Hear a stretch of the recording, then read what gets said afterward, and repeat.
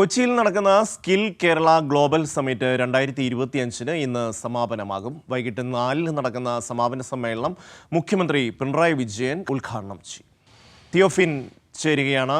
തിയോഫിൻ, സമ്മേളനം ആരംഭിച്ചോ? രണ്ടാമത്തെ ദിവസം എന്തൊക്കെയാണ് വിവരങ്ങൾ?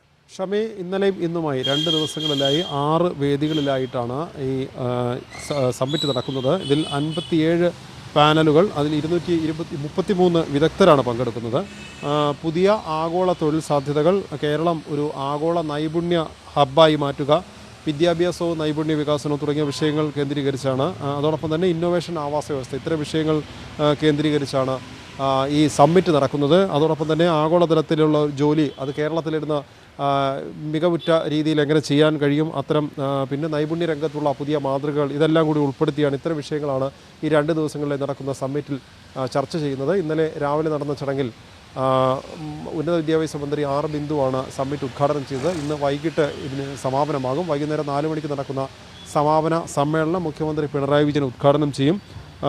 അതോടൊപ്പം തന്നെ കേരളത്തിലെ 100-ലേറെ കോളേജുകൾ, ഈ കോളേജുകളുടെ നൈപുണ്യ വികസന പരിപാടികളെക്കുറിച്ചുള്ള മാതൃകകൾ സമ്മിറ്റിൽ അവതരിപ്പിക്കുന്നുണ്ട്. പ്രധാനമായി കേരളത്തെ മാനവ യുവശേഷിയുടെ ആഗോള കേന്ദ്രമായി ഉയർത്തുക എന്നുള്ള ലക്ഷ്യത്തോടു കൂടി കേരള ഡെവലപ്മെൻറ്റ് ആൻഡ് ഇന്നോവേഷൻ കൗൺസിലാണ് ഈ ഉച്ചകോടി സംഘടിപ്പിച്ചിട്ടുള്ളത്. ഷമി, തിയോഫിനാണ് വിവരങ്ങൾ നൽകിയത്.